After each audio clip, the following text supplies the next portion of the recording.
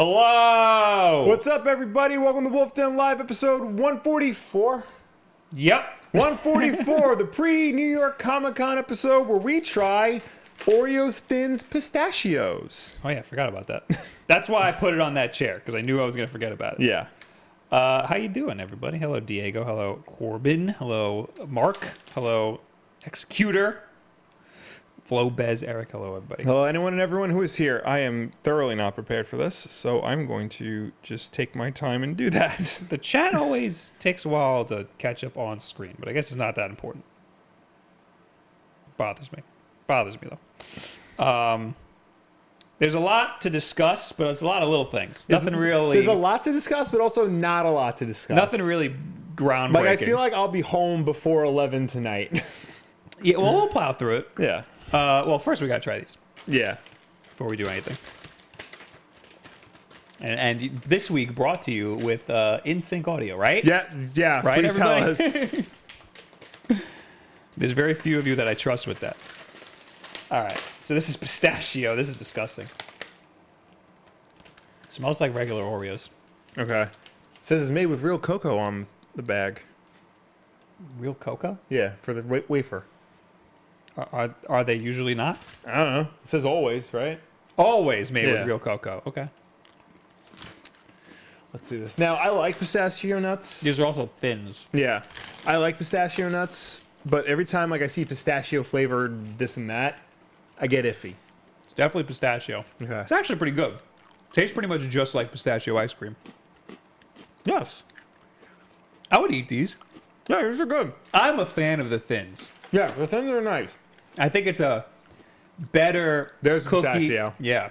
I think it's a better... Oh, the aftertaste is not that good. It's like suntan lotion. Oh, it's the worst. I think the thins is a better cookie to cream ratio. I remember hearing on a podcast that the thins are marketed towards not, weight loss and like health conscious people, but adults.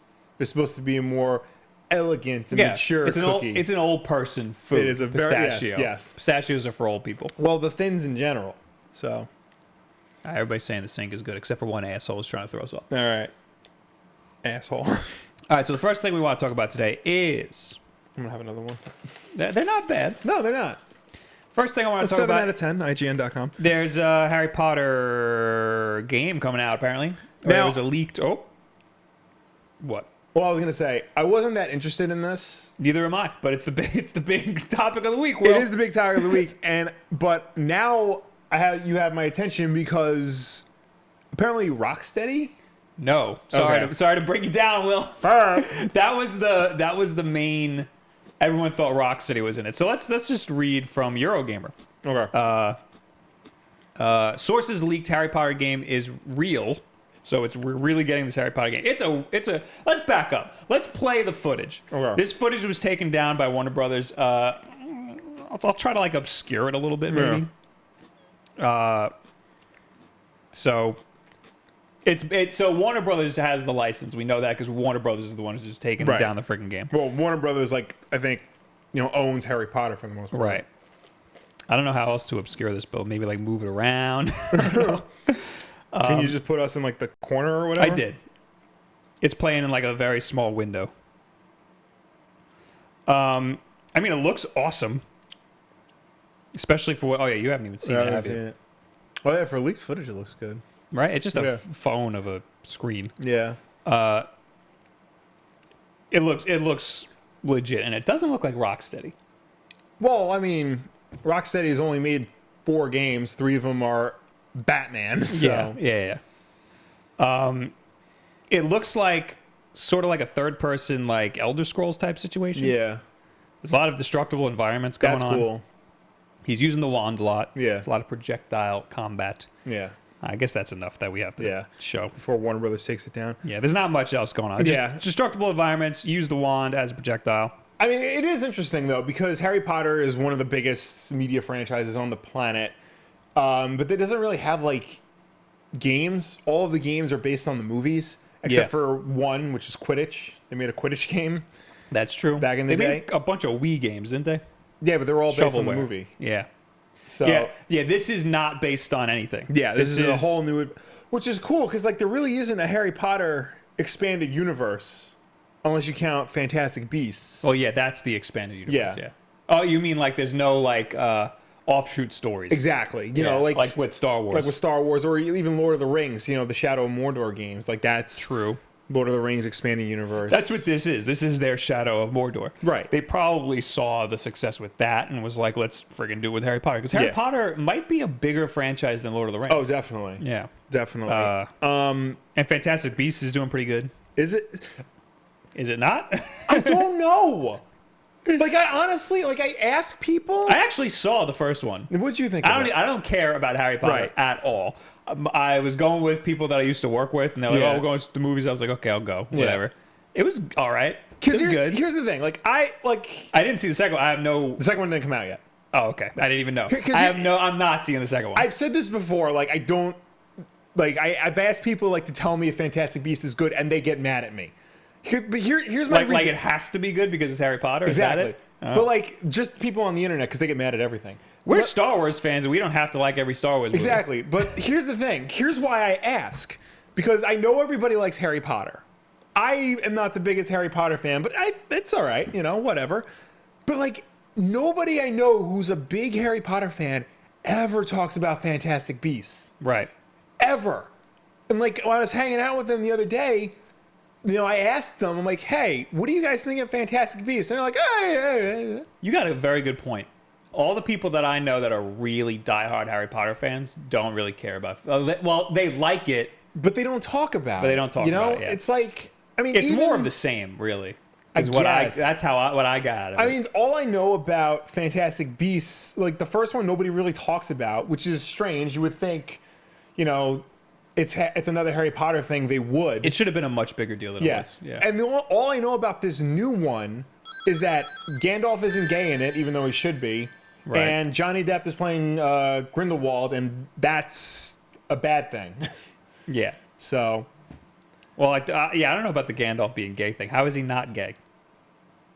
Like, is not he proved not Gandalf. That's Lord of the Rings. Yeah, you're right. Dumbledore.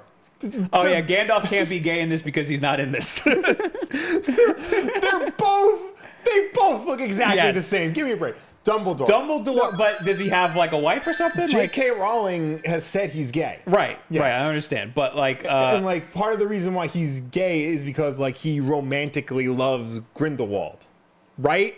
Correct me if I'm wrong here, audience. Yeah, and he's not in this. Yeah, but how do we know that he's not? Because they said like his sexuality is not explored in this movie. Oh, so but that's just. So it's unconfirmed, is what I'm getting from that. It's confirmed that they're not like don't ask. He's not going to do anything. Yeah, but it's not confirmed that he's not gay. Is what I'm getting at. Right, but you would think that because his quote unquote romantic interest is also in this movie, like there would be something, and apparently there's nothing. Well, maybe later.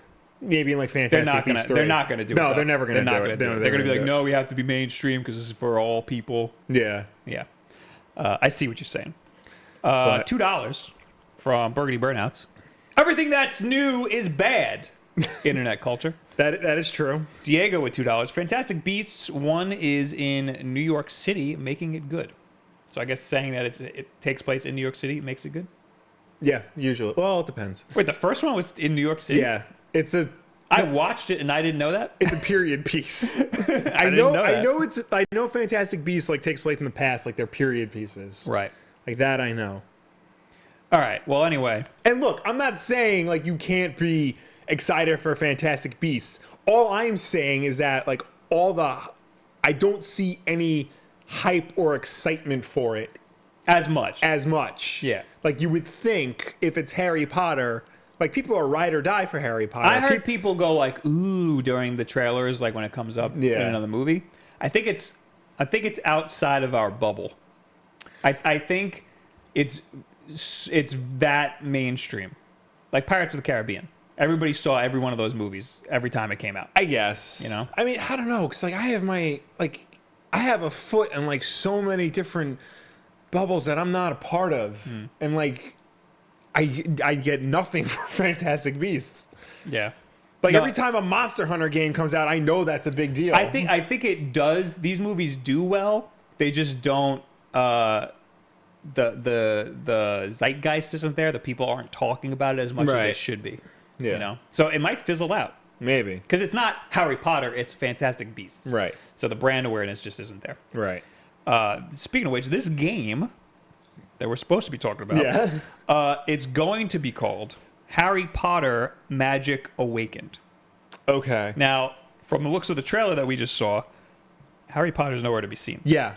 That's definitely, they're calling that for brand awareness. Oh, definitely. Yeah. Which is, because I think the brand awareness is, like, the franchise is called The Wizarding World of Harry Potter. Yeah. But just calling it Harry Potter implies that he's going to be a major part of the game, if not the main character. They need to expand their brand a little better. Well, I think that's was supposed to be the point of Fantastic Beasts. Right. But now it's called at least Star Wars, you have Star Wars. Right. You know? It's a more... You could have called it Skywalkers. The Adventure of Luke Starkiller was like the original subtitle. Right. Yeah. Like, imagine if it was called that. Yeah. But they would be able to do fine with the movies because his family's in like all of the movies. With this, you can't really do that. I know. They're kind of tied down. Yeah. And if this is Harry Potter, that means it takes place during a very specific time period between the Philosopher's Stone and Deathly Hallows. So like anything before or after that really isn't Harry Potter. Why after that is there no school anymore? Yeah, the last book is like his last year in school.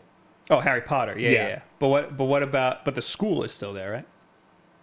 I don't know what happens at I've seen like a handful of the movies. From what I understand, the school does like this still there because like at the end of Deathly Hallows, like they send their kids to school, and there's that play in the city, Cursed Child, which is like all about their kids going to school. That play is like 6 hours long. Jesus Christ.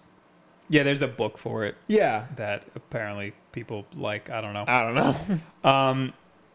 So this game, you create your own character and you're just one of the kids in the school. Who knows the time period? Yeah. We don't know. Again, if they're calling it Harry Potter specifically, he has to be in here. He has to be in the game. Like he has to be like a student at Hogwarts. Right. So, but you don't play as him. You play as somebody else. So this is according to Lizzo something or other. Oh, BBC News reporter. BBC, European. Yes. They know what they're talking about with Harry Potter. Oh, yes, they do. That might be why we don't hear that much, because we're over here in America. Yes. And that's what they have to play over there. They have to play in... I think it was there first. It was there first, but now it's on Broadway. I know people went to see it on Broadway. I do too. Yeah. She says, am told... So, they have weird English over there. They do. Am told this is from a yet-to-be-announced RPG currently titled Harry Potter Magic Awakened, which I think is a pretty good name. Although other titles include Magic Forever are also in the mix. Other Potter games are also thought to be on the way. And then she added Tom Phillips from Eurogamer, comicbook.com. Okay. I thought there was going to be more information in there. Eurogamer says they have sources that claim that they have sources at Rocksteady that say we're not working on this. Okay. It was previously thought that Rocksteady, the people who made the Arkham games, were working on this, but they're not working on this. They're working on something. We just don't know. Yeah, but it's not this. Mm-hmm. Hopefully, it's another DC related title. I heard somewhere it was Justice League. I really hope so. Yeah. Or Superman. Yeah. I want one of those. Yeah. So I'm glad that Rocksteady isn't working on this. Yeah. Eurogamer thinks they have a pretty good idea of who is working on this, though. So if not Rocksteady and not a random internet stoner, why did they say that? Then who else might be working on a Harry Potter role player?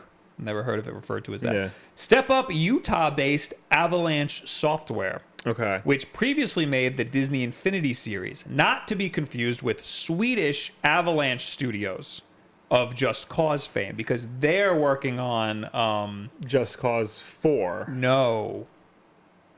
But they are Avalanche Studios is working on Just Cause 4. Who's working on that other game? What the hell's it called? The one that takes place in the Swedish countryside. We talked about how they ripped off one of my favorite artists. Isn't that Just Cause? No, it's a different game. It's a different game. It's an 80s period piece with all robots and stuff in the Swedish countryside. Right. I forgot what it's called, like From Dawn or something stupid. Yeah. That's what they're working on. Right. The Swedish one. I think Avalanche, because there's an Avalanche in New York. They're probably working on the next Just Cause. Well, let me see. But whoever's in Utah, is the Utah? Let me look up, see if the logo is even the same. Generation Zero. Generation Zero. I don't think Avalanche Software has anything to do with Avalanche. They don't. Studios. They're two completely different studios named Avalanche. The Wikipedia right at the top, not to be confused with Avalanche Studios. Okay, Yeah. so they're not even affiliated at all. Yeah. I think the only game that Avalanche New York worked on was the Mad Max game. Oh. Yeah. But what are they working on now? Pretty sure they're working on Just Cause. The Wikipedia doesn't say. It just says Avalanche working on Just Cause, Rage 2, and Generation Zero. Oh. Okay. Well, anyway, Utah-based Avalanche Software. Why don't I pull that back up? Because I want to see what they worked on in the past. I think they only worked on Disney Infinity. Oh. In 2006. Oh, no, that's Avalanche Studios. Damn it. I was like, Just Cause? What's that? Oh, these people worked on a lot. Avalanche Software has been working on stuff since 1995. Damn. Ultimate Mortal Kombat 3. A port. Nice. Mortal Kombat Trilogy, Mortal Kombat Mythologies, Sub-Zero. That game sucks. A port. Yeah. Off-Road Challenge port, Rampage 2 Universal Tour, Rampage Through Time, Rugrats in Paris, the movie, Prince of Persia Arabian Nights. What's that one? Oh, is that the 3D game? Yeah, it's Prince of Persia 3D. The game's not good. Okay. NCAA College Football 2K2, 2K3, Rugrats Royal Ransom, a lot of Rugrats, TAC, and the Power of Juju. I remember that game. TAC 2, TAC the Great Juju Challenge, Dragon Ball Z Sagas, Chicken Little. They worked on some. They worked on a lot of Disney games. 25 to Life. What is that? I remember that. That was when San Andreas was big. Yes. And like there were a lot of like just thugs on the cover. Yeah. And graffiti font. Disney's Chicken Little. Okay. Meet the Robinses, Bolt, Toy Story 3, Cars 2. So between 2006 and 2000 and now, all Disney movie games. Well, because if you scroll up to the history, in April 2005, Buena Vista Games, later renamed Disney Interactive Studios, bought Avalanche Software. And then in 2017, Warner Brothers acquired them from Disney after Disney shut down their gaming division. In when? 2017. Okay. So right after Cars 3. Yes. Right after Disney Infinity and then Cars 3. Correct. So now they're doing Warner Brothers stuff. Yes. And that would explain a lot because, first of all, it's Harry Potter. And that's Warner Brothers. Also, Warner Brothers is the one who shut down the videos that went online. Yeah. So this all pans out. This all makes sense. It's totally Avalanche Software. Yeah. Who have only made, it looks like recently they're only making like crappy movie shovelware and Disney Infinity. Yeah. And this doesn't look anything like any of those. No. So this is a toss-up. Yeah, unless they are getting substantial help from someone else. Warner Brothers Interactive, probably. Yeah. Yeah. You know, I'm sure Warner Brothers is throwing like a lot of money at this. But also too, like maybe one of the other studios, like maybe Rocksteady is like, you know, helping out with resources. Maybe the other Avalanche is helping out with resources. Oh, that's why they thought it was Rocksteady, because it's Warner Brothers. Yeah. This is all making sense to me. They say whispers we've heard align with Avalanche being behind the project, and I've been told the Warner publishing game is still currently at least a year away from launch, which also fits with the timeline of Avalanche's development schedule. Okay. Okay. So, game looks cool. We're getting a Harry Potter game. It's totally happening. Yeah. Hopefully Avalanche is getting help from other people, because I don't think they can do it by themselves. They're too new. And this is too big of a franchise for just this little studio to do. Yeah. And that's that. All right. That really was the big news of the week. That was the big news. Yeah. But it's really just this is what's happening, and it's happening. Chillin', it says, Bob looking like a whole snack. Thanks, man. It's my shirt. I got the shirt on. Decepticon says it's early 1900s, apparently. I guess he's talking about... Fantastic Beasts. Fantastic Beasts, yeah. And then Aiden says they said 1800s was the time period. Yo, I don't know. It looks like around the zeros, the noughts, as they call it. Okay. We can stay off of...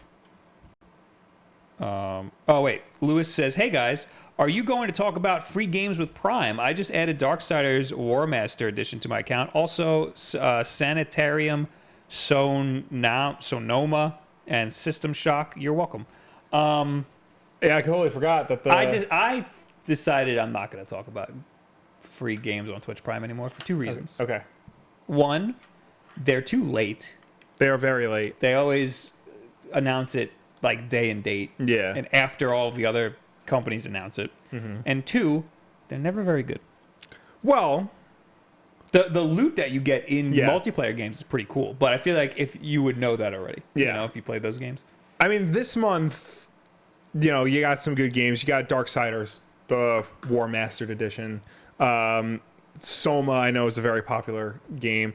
System Shock Enhanced Edition, that's cool. System Shock's a classic game. There's a spider right behind you. Kill it. I can't. I'm over here. Can I move? Yeah, you can move. It's literally just, you see it? Oh, that's a tiny little ass, dumbass, stupid ass, pussy ass spider. Where is it? There you go. You want it? No, I'm good. All right. I was expecting this giant monster of a spider. Also, I forgot to hit my timer, so everything's screwed up now. Yeah, life is terrible. But Jesse James asked the most important question I think we neglected to bring up. Yes. Will the Harry Potter game run on the Switch? Definitely not. No. It's looking like no. No. Yeah. Well, okay. Well, it's Warner Brothers, so I don't think so. This company looks like... Well, they've never made anything for the Switch. But they made stuff for the Wii U. The thing is, Warner Brothers is one of those companies, like, they support the Switch because there are the Lego games on there and stuff, but they're not going to put, like, the big-ass AAA games on there. It should be on the Switch. It should be on the Switch. It would make a killing on the Switch. Yeah. And if they do, like, what they did with the Wii Harry Potter games, where the motion control was the wand, like, people will go nuts just for that. Yeah. You need, like, a reticule if you're going to do that. Yeah. I don't think it's gonna be. The game looked too advanced for Switch hardware. They should make a Switch version. Absolutely. But they're probably not focusing on that. Mm-hmm. And they're a new studio. Or not new. I have to stop saying that. Yeah. They haven't made anything great. Yeah.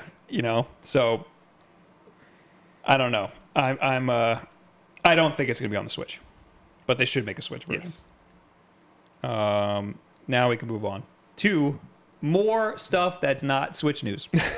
There is Switch news or Nintendo news, but it's not that important. Okay. The more important stuff, we learn more about Red Dead Redemption 2. Now, this is more my speed. Yes. I'm all about this. Let me put the timestamp in. There's like too much going on with Red Dead, so I've just gone on kind of a media blackout. Because it's a lot. There's a lot. I'm just going to scroll down to the GameSpot article where they say what's new. Yes. Also, it's confirmed. I saw in a tweet today because somebody played 5 hours. Like a lot of media people were able to play 5 hours worth of gameplay, which is a lot. John Marston is in it. Yes. And he is his original voice actor. Yes. Which is great because that guy is just a guy. Yeah. He doesn't do voice work anymore. He's like a farmer now, which is incredible. They got him back. That's good. Anybody else playing John, I wouldn't buy the game. Yeah, no, because he was incredible. Yeah. Red Dead Redemption, the first one, is one of the best games of all time. Yes. So, I'm stoked for this. I'm going to play the hell out of this. Potential for Game of the Year right here. Yeah. What's new in Red Dead Redemption 2? While the sequel is largely in the same vein as its predecessor, focusing on exploration, hunting, shootouts, heists, and other side activities where you'll interact with a number of unique characters, Red Dead Redemption 2 features a far more expansive world to dive into. There are a ton of new mechanics in Red Dead Redemption 2. Below, you can find a bulleted list of many of the new features in the game. But for all the details on everything new, check out our comprehensive list of new... Oh, what? All right, anyway. You can play the whole game in first person. That's interesting. Just like GTA 5. Yeah, the redo of GTA 5, the re-release. You can disable the HUD. People go crazy for like disabling the HUD, because like it really does a lot to make the game look not necessarily cinematic, but definitely picturesque. It'd be really cool for capturing footage. That's Absolutely. For sure. That and just taking pictures. And there's a photo mode. Of course there is. Which you know how in Grand Theft Auto you can follow the car in like a helicopter view? Yeah. They have something like that in Red Dead Redemption 2, but it's like just to like get the scenery and stuff. Yeah. It's like they had that really in Red Dead cool. Redemption 1. If you like took the fast travel, if you didn't like skip it and you stayed in the carriage in real time going to your next destination, you hit a button and it got like a cinematic camera where we'll just place it like low or high and stuff and you just watch it. Well, it looks like it's like a side view and you see the mountains and everything. It looked insane. Hey, and that's the next thing on the list. A cinematic camera is utilized during missions where you're traveling across the world during missions. Okay. You can inspect nearly all items in the world. That's nuts. That's nuts. Your weapons are always visible on your person. I like that. That's different. That was in Max Payne 3. That was like a big deal for them. Like making sure like Max could realistically. That was cool because he would hold a gun in one hand and shoot with the other hand. That was cool. And like if you wanted to switch to dual pistols, he would throw his rifle and just go back to dual. That's something interesting though, because then what's going to become of the weapon wheel? Because in Red Dead Redemption 1, there was like 9 weapons in the weapon wheel. They're probably going to limit the weapon wheel.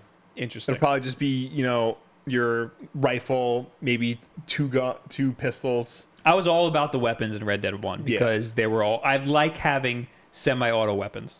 I like being forced to limit what you can do. Yeah. And then when you got the 1911, the semi-automatic pistol, it was like a whole... And that was the maxed out stat. And I would never use it because it felt wrong not using a revolver in a cowboy game to me. I used it. I don't care.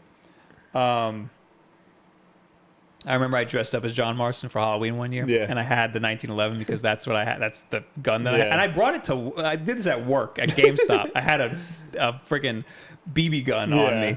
Nobody cared. But, I had the 1911, and then somebody was like, oh, I see... you couldn't... First of all, I looked awesome.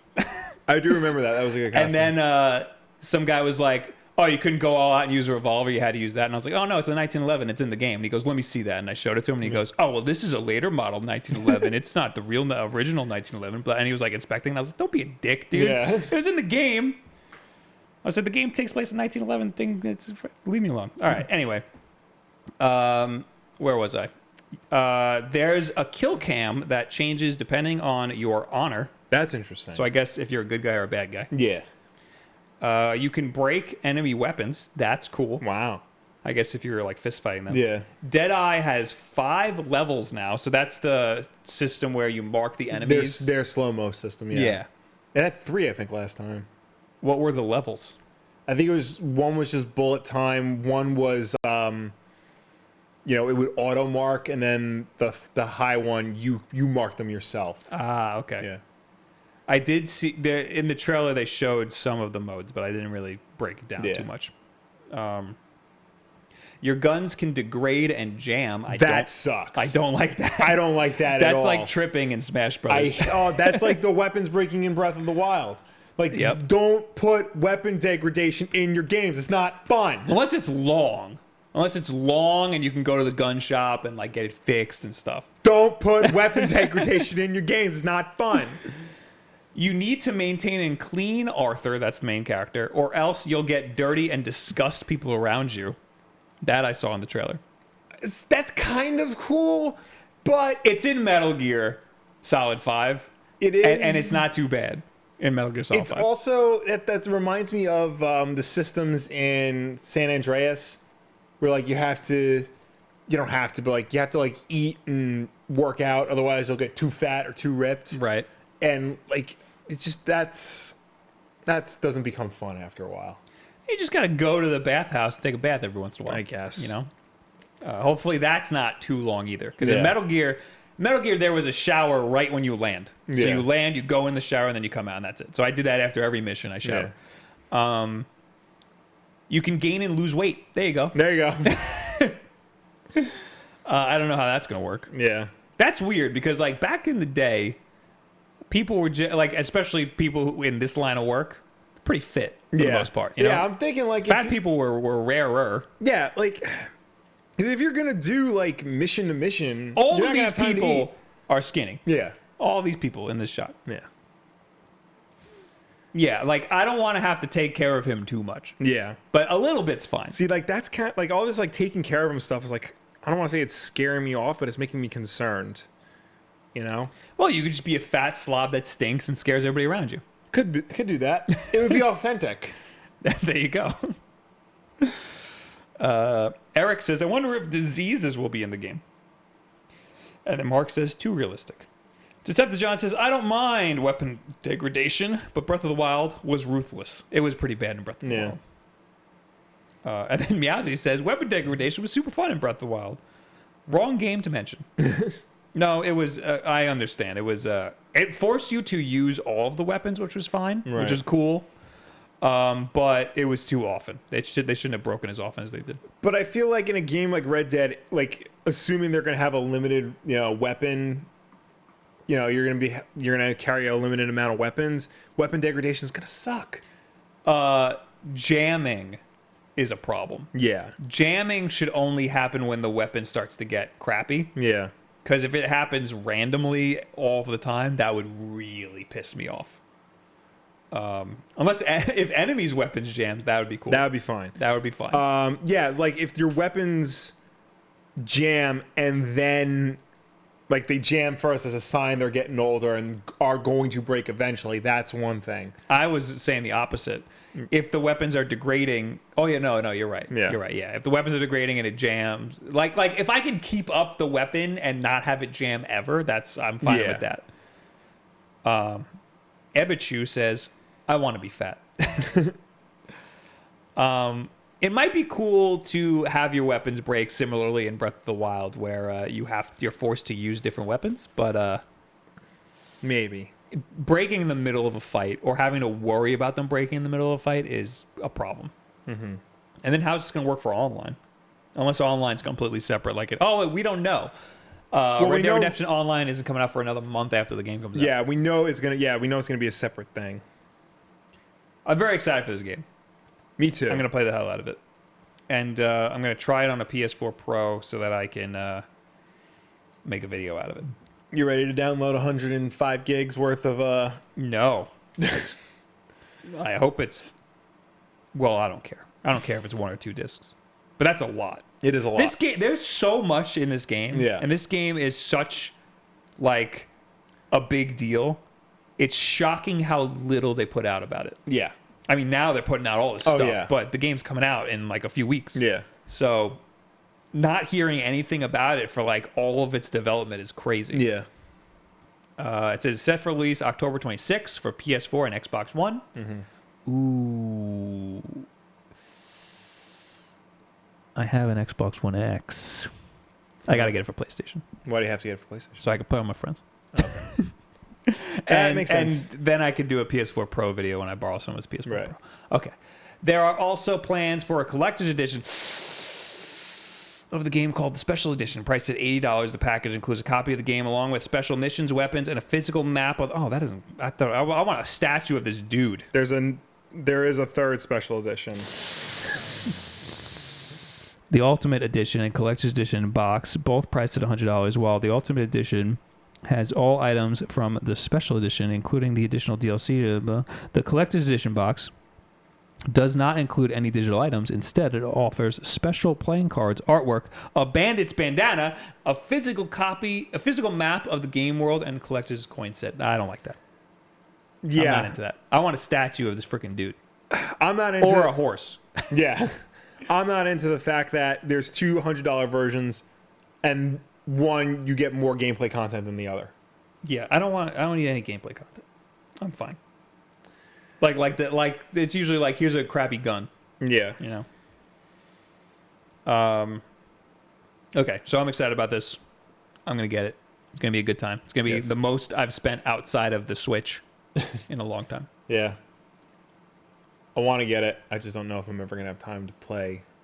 It's gonna be a time sink. It is, especially this holiday. And I beat Spider-Man, but I'm still really into Spider-Man, and I really want to play Shadow of the Tomb Raider, even though I know it's not as good. When am I ever gonna beat Spider-Man, Will? I don't know. I don't think I'm ever gonna beat it. I'm really upset because I beat Spider-Man, but during like the last few cutscenes, the game started like glitching out really bad, and like it ruined two very dramatic. The glitches are very bad in that. Oh my god! From what it seems like when it happens, it happens. Yeah, it's only during cutscenes, which isn't that bad, but you know, it makes me think maybe I should have gotten a PS4 Pro just for this. I mean, you'd get the special edition one, and that was the best looking PS4 Pro I've ever seen. Yeah, it was a really nice PS4 Pro. Although the translucent blue one that they put out is really nice. That one was cool. Yeah. I like a lot of them. Yeah. But the Spider-Man one's the best one. Yeah. Also the special edition PlayStation 1 PS4 Pro. Yeah. That one was cool. That was cool. All right, I want to talk about a game I played called Mega Man 11. Tell us about Mega Man 11. So it's out. Came out yesterday. Yes. I got it a day early and didn't get a chance to play it until yesterday, so that was a waste. It's very good. It is a good game. Okay. It is very hard, but you can plow through it. Like, you know, you just have to follow the boss order. Right. There's also there's a shop where you buy items. Okay. So you buy things that make it so that you can be picked up out of a pit. You know, like if you fall into a pit, you get one like revive from that. There's one where you can walk on spikes like once, you know, like stuff like that, which helps. And that's good. It makes it less difficult. My problem is the aesthetic is not that great. Okay. The weird 2D, 3D aesthetic. Yeah. And like, for example, the Bounce Man stage, there's a bunch of these like little balls that you bounce on. Mm-hmm. It feels like, you ever play those old Flash Mega Man games? Yes. Like the fan-made Flash games? It feels like that. Because you have to bounce off of these balls. Yeah. But, you know how in a game when you bounce, you press A when you get the lowest point and then you bounce higher? Yeah. This you have to hold down the jump button to bounce higher. And Mega Man doesn't move, he just stands there like this. It's really bizarre. Yeah. There's a lot of weird stuff that makes me feel like the game wasn't made well. But it's fun. Okay. I'd give it like a 70. I'm seeing on Metacritic and game rankings, you know, the game's hovering around like a 78 to an 80. Yeah, it's a little high, I would think. Like, it's fun. It's a fun game, but like, they didn't put nearly as much love as they should have into this game. Okay.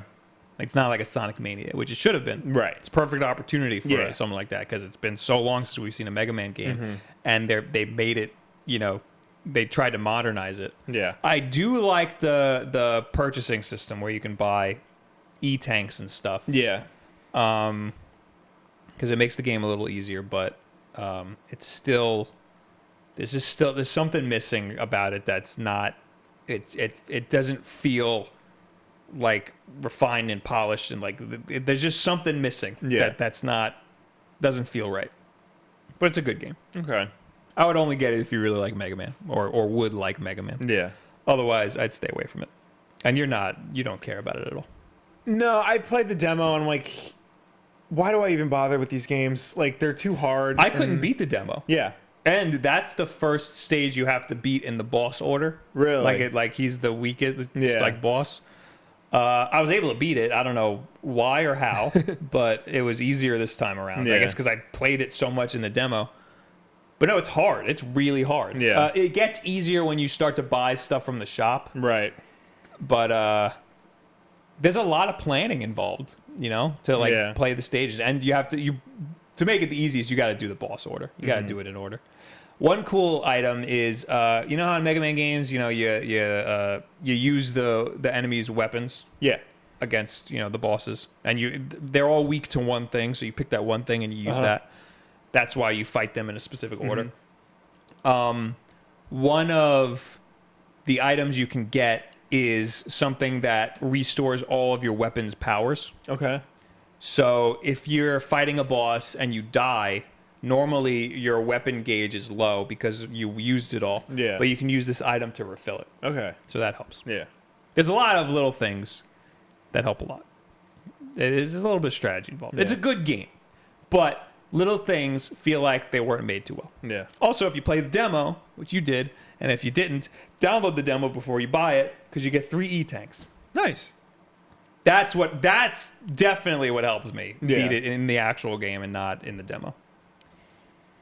Eric Henley says $20 to $25 would be great. How much is it? I think it's like $30. $30-$40. I'm gonna look it up right now. All right. Why can't I find a shop? Here we go. Savas Lhasa. Sorry. Savas Lhasa. $30. To be honest, don't even think there should have been a physical release. Like there is? Yeah. Like you can walk in a store and buy it. Is it $30? Probably. It's $30. Yeah. I think Eric's right. 20 to 25 would have been a good. Yeah. 20 to 25. Digital download, I think, would have been the perfect. But still, game. Sonic Mania was $20. Yeah. Yeah. So that 30 is too much. Mm-hmm. I mean, I get it. It's 3D, but like it's not really. Also, there's this weird aliasing around the edges. It's like almost cel shaded, but not really. Oh, really. It's weird. There's little things that like weirded me out about this game. It feels like it should have been in the oven for a little bit longer. Right. Anyway, that's all I got to say. It's a good game. I want to finish it. I don't know if I ever will, but it's good if you like Mega Man. If you don't, this isn't going to make you like Mega Man. Go play Mega Man X. That's the best Mega Man game ever made. Also, this is regular Mega Man. There's no wall jumping. Big problem. But at least they put the slide and the Mega Buster in this game.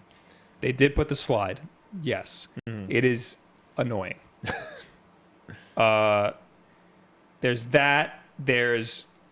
I said this about the demo. In the demo, in that first level that you play, there's this space you have to jump up, and you're timed, or else you get crushed. Yeah. You have to jump up this space that's the exact size of Mega Man, and you can't be a pixel to the right or a pixel to the left, and you can't fit otherwise. Yeah. It's really annoying.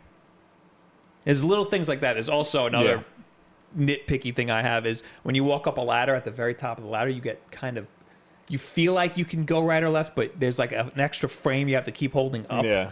And that makes you feel like you're stuck. There's a lot of dumb little stupid things that I feel like just needed to be in the oven a little longer. Yeah. A little more quality assurance, a little more UX going on. Right.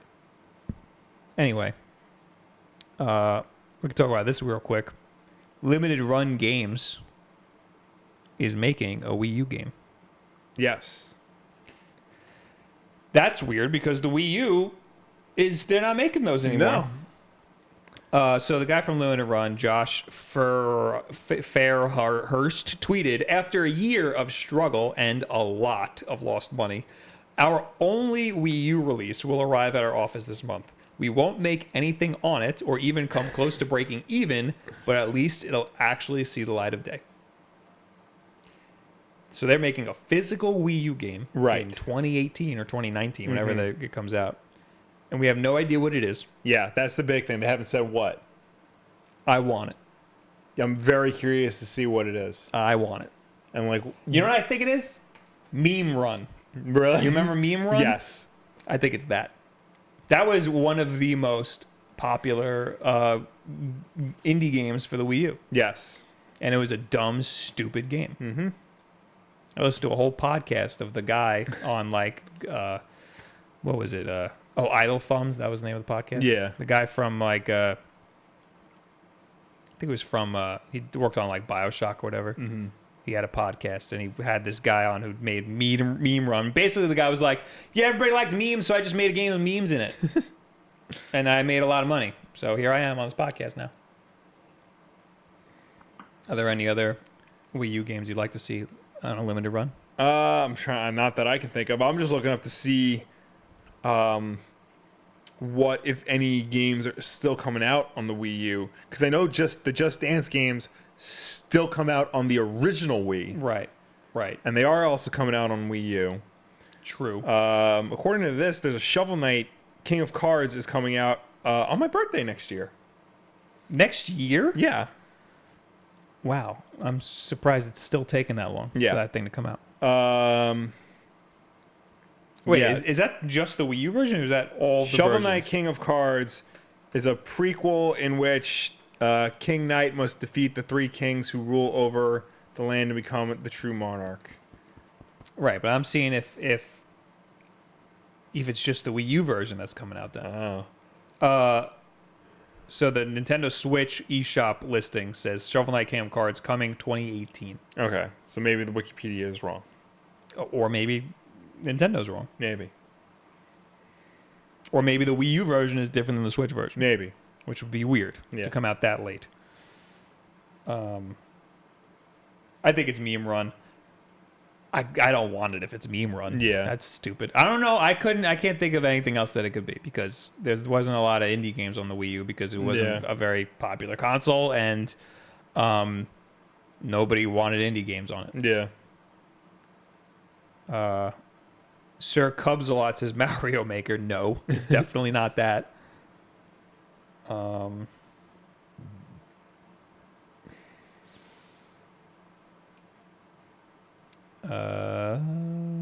no, nobody's being helpful at all.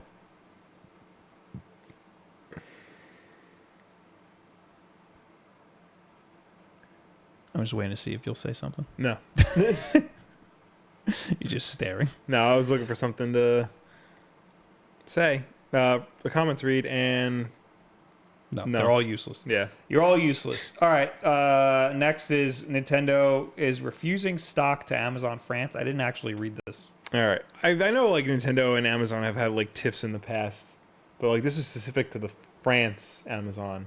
Okay, why don't you tell me what happened? Well, according to the article, it would appear that Nintendo has refused future stock shipments to Amazon France following a number of disagreements over product pricing, meaning customers must now buy their Switch consoles from third-party sellers or shop elsewhere. The French retailer no longer has any stock of the Switch in any variant available to purchase on the site. All product listings now refer the buyer to third-party sellers who, in many cases, sell the system for a slightly higher price than what is suggested at retail. According to IGN, this situation has been caused by a decision from Nintendo leaving the store with no choice but to point all traffic to its host sellers. The move reportedly comes as a response to numerous markdowns in price. Amazon France has previously offered the console for as low as 270 euros, with other retailers remaining at the 299 euros or above. While it would be Amazon which takes the hit from this price drop rather than Nintendo, it's possible that Nintendo wishes to avoid one retailer securing domination over the sales of the system rather than upset other retailers. It seems that Nintendo wants the console to be consistent across the board. So basically, Amazon France was selling the system for cheaper than other places. Nintendo didn't like that. that's weird. Yeah. Why would they do that? Amazon sells things for less all the time. But like, did they have a lot of stock and they were I just don't know. trying to get rid of it? I don't Why know. would they do that? That's so weird. Yeah. Is it like a Walmart situation where they sold it for like 3 cents less? No, according to this, they were selling it for like $30 less. That's a lot. Yeah. The next paragraph says, interestingly, this has also caused major upcoming games such as Super Smash Bros. Ultimate and Mario Party to be removed from the store too. Which is crazy because that was like the #1 pre-ordered game this year on Amazon. Yeah. Ultimate, Smash Bros. Ultimate. So we also had Sony removing their stuff from Amazon. Well, they didn't remove the items completely, but they removed the pre-orders for PlayStation stuff. Yeah. In the American Amazon store. Mm-hmm. I don't know if you can. Well, I'm gonna go. You can pre-order again because the day that Amazon ended their pre-order bonus, Spider-Man became available. Okay, that's weird. Yeah. So game companies are being weird with Amazon. Well, Amazon's being weird with game companies. They did the pre-order thing. They're not doing the pre-order thing. Some games you can't buy from Amazon. You have to do third party. YouTube is being weird. I mean, YouTube. Amazon is being weird. YouTube is always weird. YouTube's always weird. Speaking of YouTube, though. Well, let me read this. Jesse James says, could this be Amazon clearing the back stock due to a new model of the Switch? No. No, definitely not. No. There's no way. Yeah. Unless they're making way for the special editions and the bundles. But, or maybe, but not a new Switch. No, don't get your hopes up. Yeah. It's a dumb reason. Whatever the reason is, it's going to be a dumb reason. What I want to talk about with YouTube, though. Yes. You know how a lot of channels, they have the join button that I'm pissed that we don't have? Right. And I'm like, what the hell? We meet all the requirements. Why don't we have it? Apparently, it was a switch that I had to flip. Oh. So I flipped the switch. Okay. But I think it takes a day. Okay. So eventually, you'll see a little join button on regular videos. That way, you can become a member. You can still do it right now through YouTube Gaming. Become a member. Link it to your Discord. You get videos early. You get to be in the little chat that's under me right now that I never read, which I should read, I guess, during these streams. Yeah, you should. And you get to play games with us whenever we play games. Anyway. Matt says, Middle Earth Shadow of Harry Potter. Executor 66. You seeing Venom, Will? Not looking too good on the reviews. Unfortunately, yes. I'm not going to see Venom until Sunday, though. I was going to say. So if you see me at New York Comic Con this weekend, don't ask me about it because I haven't seen it. When are you doing that podcast? Sunday night. Oh, so you're seeing Venom, and you're not going to Comic Con? Correct. Okay, on Sunday. I'm going to New York Comic Con Friday and Saturday. So am I. There you go. But not early. You're going early. I'm not going. I'm going to try and go early. I'm not going 8 a.m. Get out of here. Well, that's what my friends want to go. Oh. So I will see what Will wants to do. All right. So, moving on. Okay. Timestamp again. I got an email the other day, Will. Okay. From HORI. They're very happy that I made a video about them, about their product or whatever.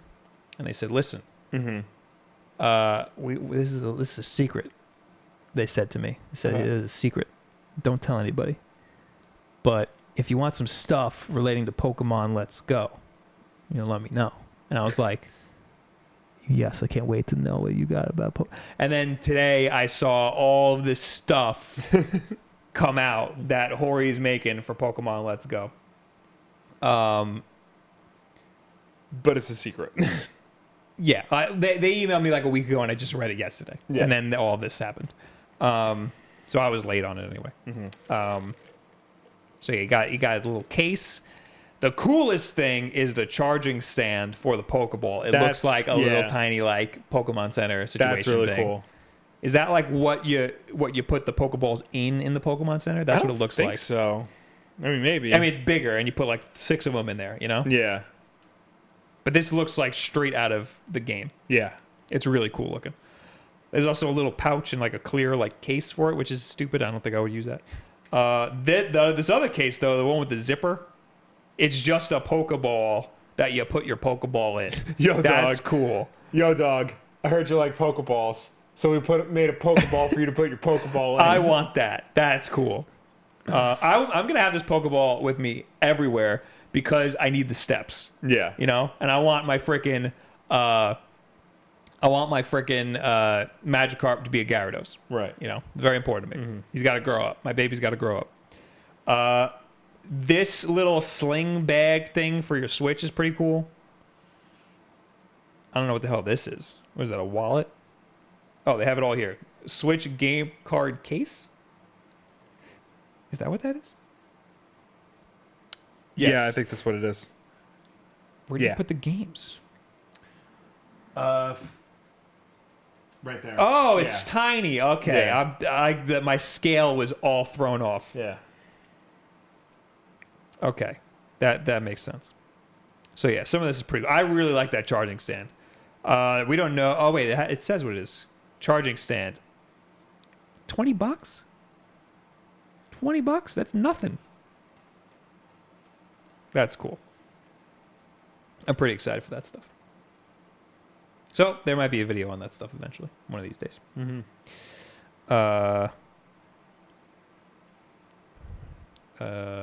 Microaggressor. Oh boy. What a waste of Rocksteady's talents. The Harry Potter universe is about as boring as and humdrum as it gets. Wish they'd done this for Game of Thrones. Yes, because Game of Thrones, as you know, Bob, has boobies. So therefore, it is much more exciting. And dicks. It's. I don't think there's much difference between Game of Thrones and Harry Potter. One just has substantially more sex and violence. Yeah, they both have dragons. So much more manly. Yeah.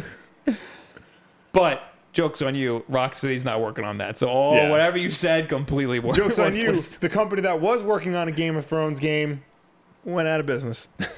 Yeah. Yep. You this poor guy. This poor microaggressor. He macroaggressed us. You did. And then we macroaggressed him by making fun of his... Microaggressor says, no, it's because the universe is far more intriguing. Yeah. Go back and watch our talk about it. Because there's a brother who has sex with his sister. That was like the first episode, right? One of. Because I only saw the first episode, and that happened. I'm pretty sure that happens in the first episode. Then the kid like falls and like breaks his ass. There's another that's another universe I have a toe in, even though I'm not watching the show at all. I don't like mystical stuff. I don't like that. Even though Star Wars is like a space fantasy. Yeah. I'm cool with it for some reason. Yeah. The thing, like, at least with the incest in Game of Thrones, I think it like goes on for a while, but I don't know. He says Harry Potter's Hocus Pocus in high school. Have you seen Hocus Pocus? That movie was also in high school.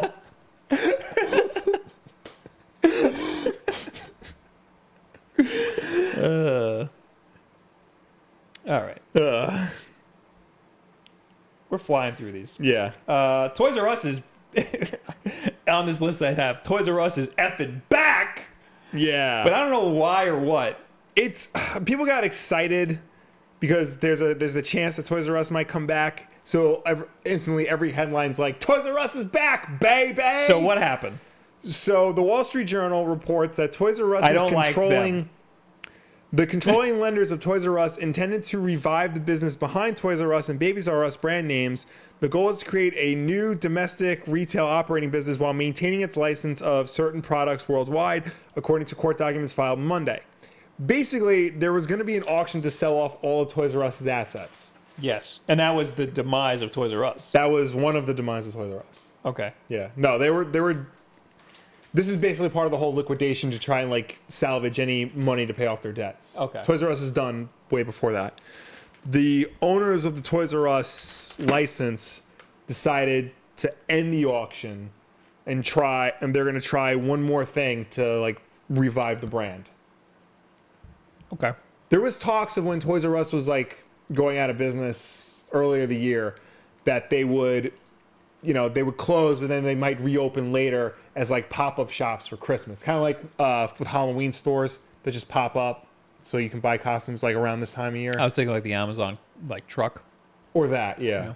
But like specifically like in malls and things like that. Like Spirit Halloween, but for Christmas. That would make a lot of sense. That would, yeah. I don't know the logistics of it now, like for this year. Toys R Us could work if there was a major overhaul. Yeah. You know? Well, the thing is, like, Toys R Us, it did good business, like, up until the end. The problem was the way that the company ran it. Like, there was no way they could ever make a profit on anything. They bought the franchise and ran it into the ground on purpose, didn't they? Yeah. The people who owned Toys R Us? Pretty much. It was just a bunch of, like, people with money who... That was their thing. Their thing was stripping companies of all of their assets to make a profit. Yeah. And that's what they did. They took Toys R Us and just ripped it apart. Yeah. And just held it upside down and shucked the change out of it. The Wall Street Journal also reports that the absence of Toys R Us has also left an $11 billion hole in the toy industry. What does that mean? It means that the toy industry has lost $11 billion because Toys R Us is not there. In what way? Because Toys R Us, like I said, was still doing good business up until the end. So there's $11 billion that haven't been put into the toy industry because Toys R Us can't sell the toys? Correct. Like Mattel suffered big time because Toys R Us is went out of business. Hasbro just skirted by. Those companies need to come together and do something. Yeah. Because they need to find $11 billion is a lot of money. Yeah. I mean, there needs to be new outlets for selling toys. Like Hasbro and Mattel, Mattel needs to fix itself in other ways. But they should be okay. But like a company like NECA or McFarlane, the more specialty companies, they could be screwed. Because Target barely carries NECA figures. I don't think Walmart does at all. I thought the specialty figures would be okay because those are adults buying them. Those were adults buying them, but they're Toys R Us is a showroom for parents to bring their kids, and the kids go, I want that, I want that. But Toys R Us had a very big adult collectors aisle. I used to go there all the time. Yeah, having an actual physical store to go into to buy the toys was a big deal, and it's not there anymore. Right. So I mean, as much as you want to talk about online retail, physical retail space is still an important factor, especially in something like toys. So 11 billion, I didn't know it would affect that much. Yeah. For comparison, the video game industry is 110 billion. Yeah. The entire industry, a year, 110 billion a year. So losing 11 billion a year is a tenth of the video game industry. Yeah. And I'm sure the toy industry is much smaller than the video game industry. So what is it, half? Even if it's half, that's a fifth. That's Even insane. If it's half. Yeah. So that's crazy. And it's because these freaking greedy bastards just stripped Toys R Us of everything that they were. Yeah. And Toys R Us was also, their business model was bad. Yeah. They had a lot that needed to change. Yeah. And I think pop-up shops for the holidays is great because that's when they do all their business anyway. Yeah. Kids need toys. Yeah. Now that would be great. This year, this is the first year parents can go into Toys R Us, right? For holidays. Yeah. This is the first year. So I wonder what's going to happen. Yeah. If you know any parents with kids, because I was listening to Pat the NES Punk's Not So Common podcast. He had Pixel Dan on, who's a toy YouTuber, and they were talking about Target, a place like Target and Walmart, they'll really only sell the major stuff, and it'll only be big franchises like Star Wars and Jurassic Park and Marvel and DC. They won't stock smaller companies or smaller licenses or things like that. Last time I was in Target, I don't remember seeing any Ninja Turtles action figures, now that I think about it. And that's always been one of the bigger toy properties. Where was I where I saw that? I was out and I saw Toys R Us. I saw the Ninja Turtle toys, the NECA ones. Yeah. Where was I? Barnes and Noble. Barnes and Noble sells. But they closed a bunch of stores too. Yeah. GameStop is picking up a lot of slack from Toys R Us, at least in terms of the NECA stuff, the more specialty stuff. Also, there's Newberry Comics. Yeah. Which is pretty good. A lot of people crap on Newberry Comics. I crap on Newberry Comics. Because it's not a local shop. But it's like Hot Top. Well, that's what you were going to say. No, did you ever see Empire Records? No, but they have franchises, right? No, Empire Records, the movie Empire Records. Right. Empire Records is about a small independent record shop that was about to go out of business and be bought by a nationwide franchise. I've always compared Newberry Comics to that nationwide franchise where regular comic book stores are, Empire Records, the scrappy. Didn't Empire Records franchise themselves? Wasn't there like Celeste Pizza? There was that movie. Not Celeste. Mystic Pizza. Mystic Pizza, and then they made Mystic Pizza. No, that's two different things. Okay. Yeah. Well, anyway, Yeah. I think Newberry Comics is fine. It's not as good as a mom and pop shop, but No. at least comics are getting out there. Yeah, you know? I mean, look, I shouldn't be crapping on it because they're putting comics out and it's there. all the mainstream stuff, but Yeah. like still, and there's Yeah. a lot of toys. They have a big sock collection. They have a huge record collection. They do have a huge record collection. They're filling in a gap that is missing now. They are, and I appreciate them for that. But I just wish they wouldn't be so corporate about it, man. Yeah, and everything's expensive there. Yeah, They have a big manga collection too. of course they do. I always look at the manga section and go, No. I want something, but I don't. Yeah. AP Machina, who are these money-hungry assholes? I'm more than willing to go to jail. Oh, my God. I will Frank Castle their asses into another dimension.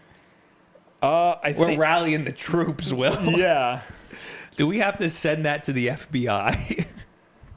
I don't know what good it would do because I think the company that was responsible is Mitt Romney's old company. You know. Ooh. Yikes. Yeah. So Mitt Romney's the one who you have to solely seek out. Mitt Romney. Yeah. Philip says, without GameStop, the gaming industry will crumble. I have to disagree there. I don't know about that. That's the interesting thing.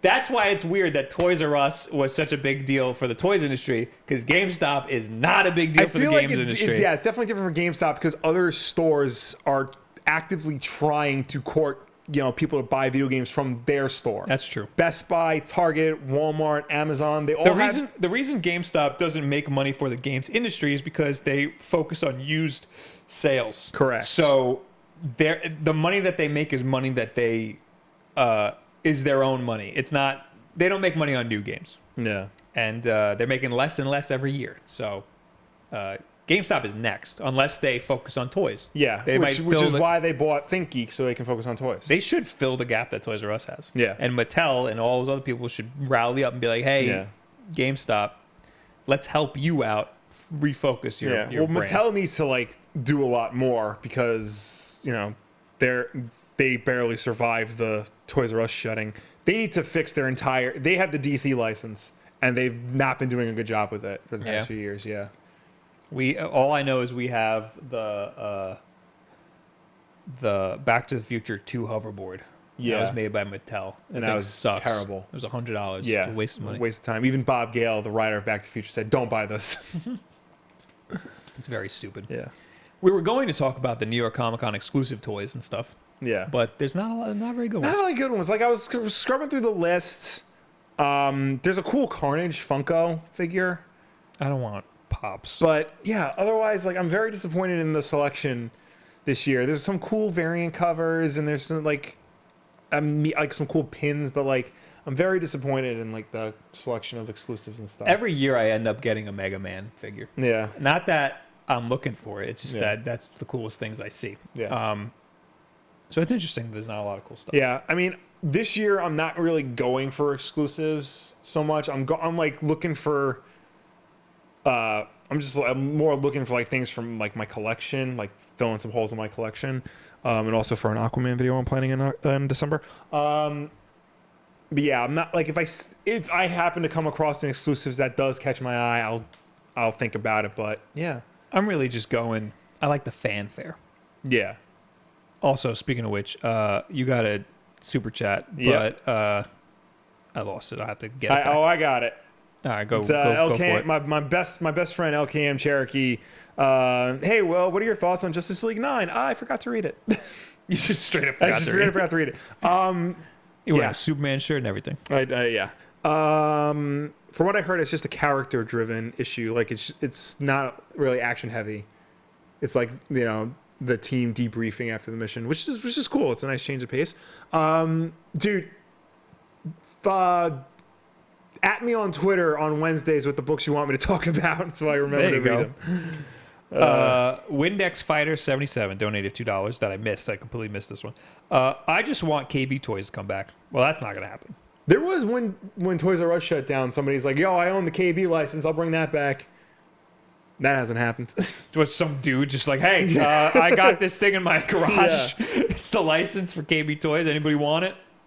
All right. Well, the last thing we have on our list here is Google's streaming service. Will, tell me all about this. So Google has been working on a gaming streaming service. Basically, their version of the Steam streaming play thing. Mm-hmm. Hold on, let me get the article up. Is it Chromecast or is it in the Chrome browser? I don't understand. It's in the Chrome browser. I'm cool with that. Google's long-rumored Yeti streaming service is now official as the company announced Project Stream, a service that That's a dumb name. It's very close to Project Steam. Yep. I see what they did there. A service that will allow users to stream games to Google Chrome. It's Google Chrome Internet browser. Okay. The first games supported will be Assassin's Creed Odyssey. Ooh. It's a big deal. We've been working on Project Stream, a technical test to solve some of the biggest challenges in streaming, Google said in its blog posts whenever this happens. I think Monday. Yes, Monday. For this test, we are going to push the limits with one of the most demanding applications for streaming a blockbuster video game. Anyone who's accepted into the beta tests will be able to play Odyssey in their browser on a laptop or desktop starting Friday. Google is looking for people with internet speeds of 25 megabits per second or higher. As reported earlier this year, this is the first part of a broader Google initiative to enter gaming in a big way. So yeah, there's been rumor for a while that Google is looking into getting into gaming in some capacity, and Project Stream looks to be their foot in the door. So they're looking for people? They're looking for people to beta test this. I want to do that. I love working on stuff with Google. They give you a Visa gift card with like a lot of money on it. Yeah. So actually, let me see if I can go to that blog post. This is a good idea. This is a very good idea. And Chrome is on a lot of platforms. Yes. And I feel like that could include TV device. TV like device, a Chromecast. mobile device. Yeah. Chrome is on freaking phones. Phones and tablets, yeah. This is a big deal. Yeah. I could have it on my laptop. I could freaking play Odyssey on my laptop. Yeah. I'm all about it. I have a feeling it's just going to be games that work on PC, though. You know. Oh yeah, definitely. Yeah, you're not going to be playing like The Last of Us or anything like that on this. But it'll be interesting to see where this goes. I mean, because the big question is latency, lag. You know, is it going to stutter and buffer, or will it just be a clean? Because PlayStation Now just switched over to you can download the games to your hard drive, and the Xbox's Games on Demand service. That doesn't do streaming. You have to download those games. That's so weird. Well, Games on Demand, no, that makes sense. But, yeah. Yeah. PlayStation Now, yeah. You can download, because they've realized it's better to just download it to your hard drive. I don't know. Streaming, I feel like streaming is definitely the future, but I feel like we're not set up for it. We're nowhere, especially here in America. If you're not on one of the coasts, your internet's going to be spotty. Yeah. I don't know how this is going to work. There was OnLive a few years ago that tried to do this. Yep, that got bought, I think. Did it? Yeah. Yeah, because that didn't last very long, if at all. Yeah, cloud gaming, it just isn't there, and yet everybody's trying to push that. So that's why I'm interested in how it's received in Japan, because they have a much better internet infrastructure, and Capcom is still looking into having more games work via the cloud on the Switch. Yeah, like they did that with Resident Evil 7. And they're gonna do it with. They're like, that worked fine, so we're gonna do it with more games. Yeah, even though we in America we were like, that's ridiculous that they're putting Resident Evil 7 on a cloud version. That's stupid. And why don't they just make a version for the Switch? Assassin's Creed Odyssey is gonna have a cloud version in Japan. Really? Yeah, that's crazy. Yeah. While we're talking about this, I'm looking up because people in the chat were arguing how big New York Comic Con is versus San Diego Comic Con, and everybody's pretty much saying that San Diego's bigger. I suspect that it's not, and it's not. Here's my understanding before you Right. find yours.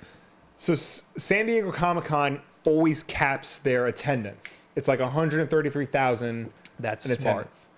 New York Comic-Con doesn't know what that means. Right. And it grows every year exponentially. Right. So at this point, New York Comic-Con, in terms of people packed into the Javits Center, is bigger. Yes. However, my 1 year experience at San Diego Comic-Con in 2013, I've never seen so many people before in my life. Because it's not At that point, it was definitely bigger than New York Because it's not just the San Diego Convention Center. It's the entire town Right. gets in on it. That's what everybody's like. Our Yeah. friend Mike, who goes to both, Yeah. that's what he says. Is that there's surface area. San Diego is way bigger because Yeah. it's the entire town. And like you also, said. I think the San Diego Convention Center is much larger than the Javits Center.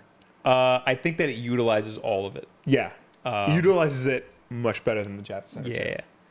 I only went there for TwitchCon. That was at Yeah. San Diego, and the city of San Diego is awesome. Yeah. But in terms of foot traffic, San Diego used to be the bigger one. It used Yeah. to be the go, and I think it is still the go-to one. But New York Comic Con, there is so many people. Yeah. They're expecting 250,000, 250,000 people this year.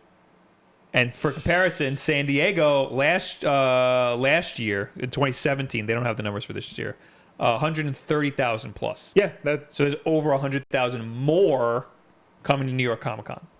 That's insane. Shoot me. Yeah. So the same people put on New York Comic Con, Repop. They Yeah. put on C2E2.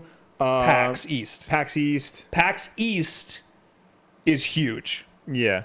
It's in Boston. If they moved it to New York, I think it would rival New York Comic Con. Oh, absolutely. PAX East. There's also PAX West, Right. which used to be called PAX Prime because Right. that was the main. That was PAX. the first one, yeah. But PAX East does so much more numbers than PAX Prime that they Yeah. now call PAX Prime PAX West. So the East Coast, yeah. we got the numbers over here. Is what I'm trying to say. Yeah. Repop does pretty much every major convention that isn't San Diego Comic-Con. Yeah, San Diego. I think San Diego Comic Con, the company does San Diego Comic Con. I think they do like one other show, but don't quote me on that. Also, too, San Diego Comic-Con apparently legally owns the rights to the words Comic-Con. So what so what does New York do? For now, they're still New York Comic-Con, but They probably pay royalties. I would hope so, because Repop has other conventions called Comic-Con. They must pay royalties. Yeah, but Reed Pop is kind of known for not capping attendance. yeah. And they get bigger and bigger every year, and they don't increase the surface area. Yeah. So they just pack more and more people in. Yeah. It's a problem. It's a problem. very bad. Repop does. I'm trying to see just the American stuff because they also do like Korea and Australia. Keystone Comic Con, all the PAXs, New York Comic Con, Complex Con, which I think is Complex Magazine. What? I Yeah. didn't even know that was a thing. I didn't either. Emerald City Comic Con. Star Wars Celebration? Yeah, they do Star Wars Celebration. Jeez. C2E2, the Chicago Comics and Entertainment Expo. They do everything. Book Expo. They do everything important. It looks like. Yeah, they do all the big ones. BookCon. Yeah. That's crazy. PAX East is great. I love New York Comic Con and PAX East.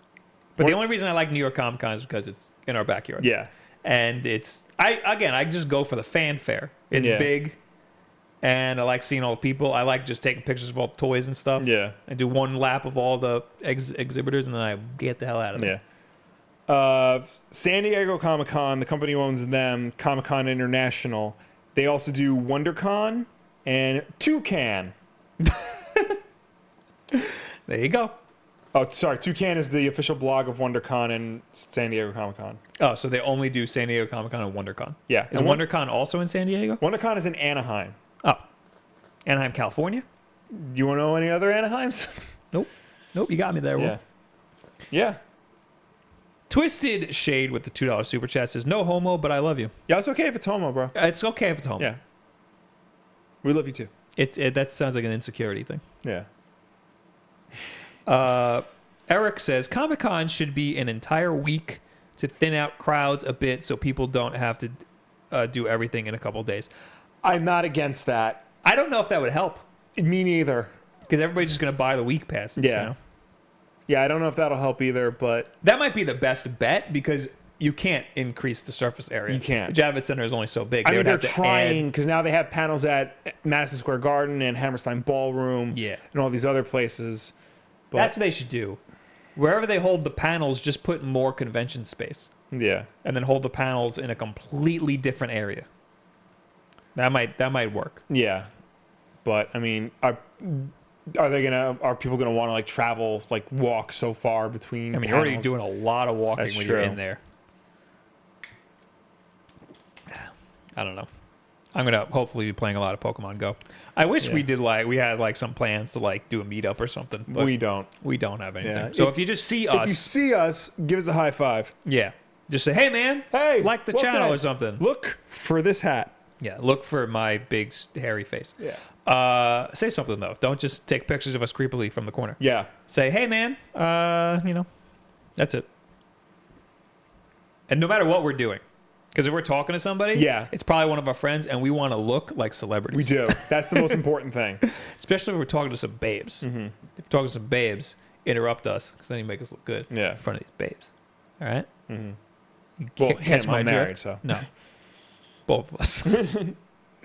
Eric says they should do panels at Yankee Stadium. No. That is not close. No. And even Yankee fans will agree Yankee Stadium is a crap hole to get to. Oh, I don't have a tweet of the week. Tweet of the week.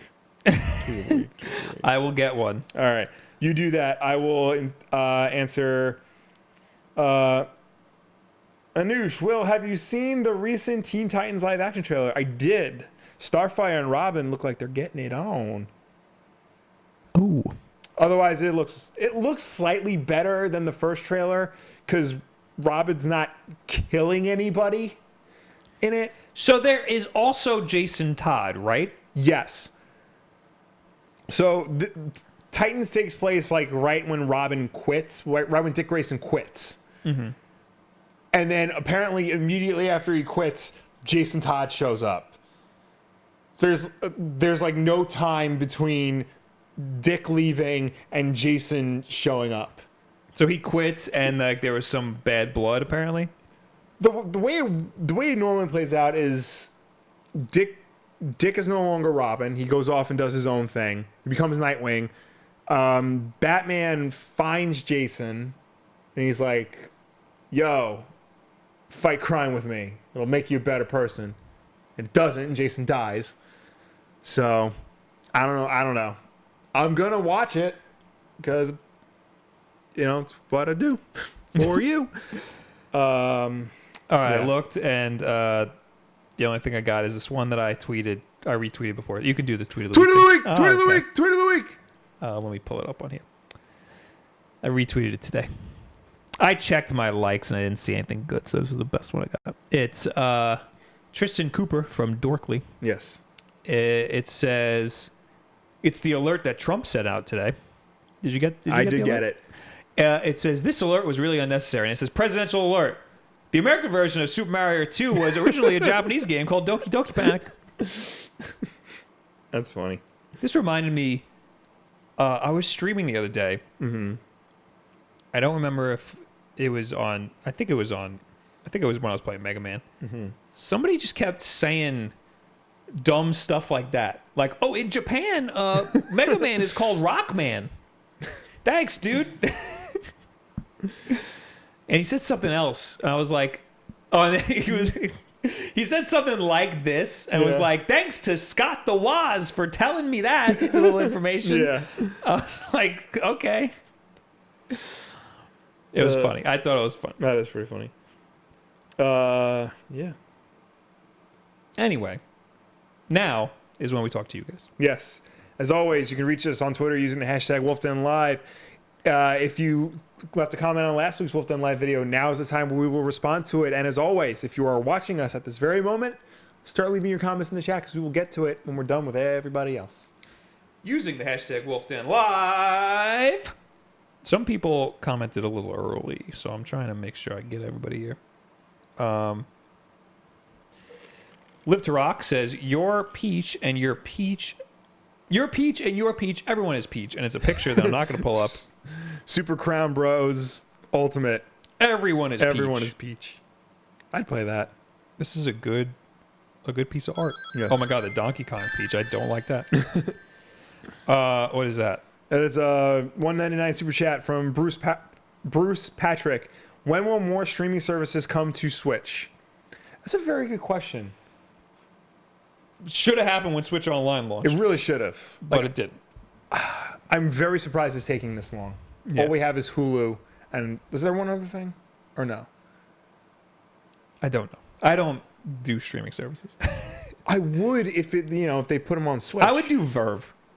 Yeah. That's the only thing I watch, really. I would. And YouTube, but Yeah. I don't think I would watch YouTube on my Switch. I would. Because I want to bring just the Switch with me to places, not my Switch and my Kindle. I bring everything, always. Gahalt says, please educate me on the Mandela effect.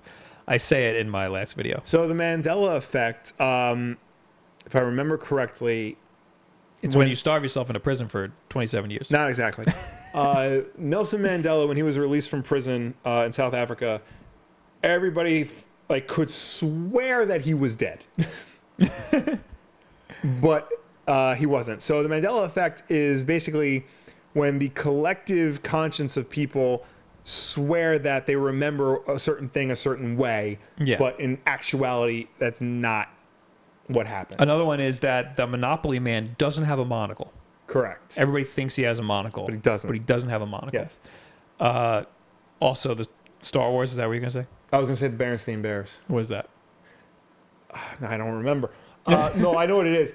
Apparently, everybody thinks Berenstain Bears is spelled one way, like Berenstein with an E, but apparently it's Berenstain with an A. Oh. And it's always been that way. The Star Wars one is everyone thinks it's Luke, I am your father, but it's no, I am your father. Everybody also thinks that Obi-Wan says, may the Force be with you in A New Hope, and he doesn't. Interesting. Yeah, I would have thought that he did. Yeah. And there's a lot of misquoted movie quotes. Yeah, those are like the big ones, but In my video, I mentioned the Mandela effect because every time I talked about this Game Boy Light to somebody who's not in the industry or the know or anything, they'd be like, "Oh yeah, I had that." Like, no, you didn't have this. Yeah. There's no way you had this. There's no way. They might. I mean, they're probably thinking of the Game Boy Pocket.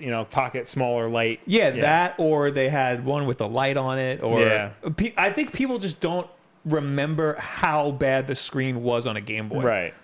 Like, pull out your Game Boy and play with it. Yeah. It's really, but the screen on a Game Boy is really bad. I tried to do it justice in my video, but I don't think I did.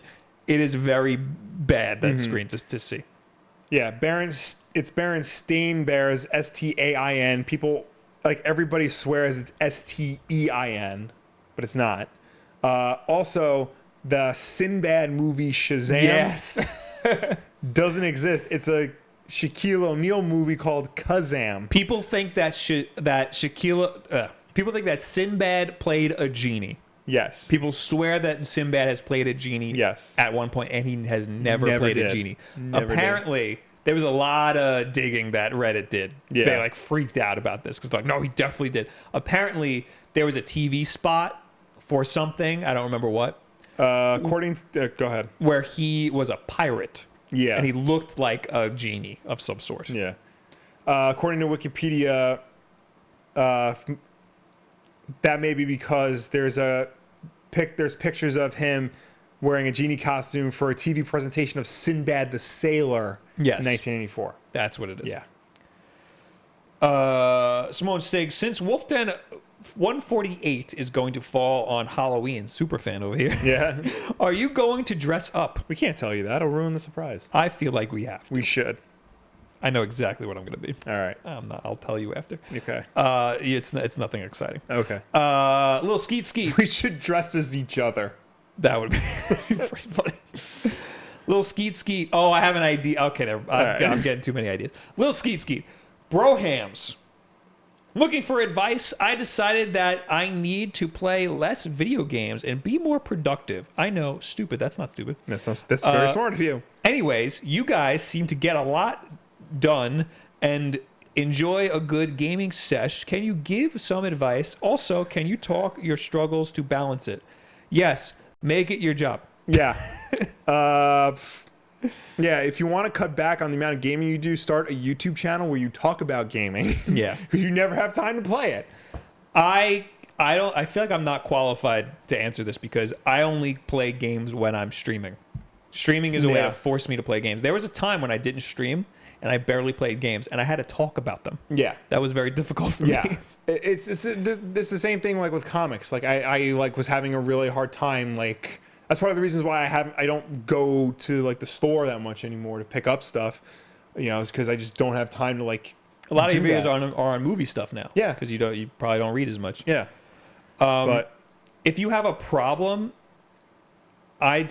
so it becomes an addiction if you. I mean, you probably don't have this, but it's an addiction if you should be doing something else and you know that you should, but you can't stop. Right. You know, and you play games instead. That's a problem. That's an addiction, and that's something that you need help with. But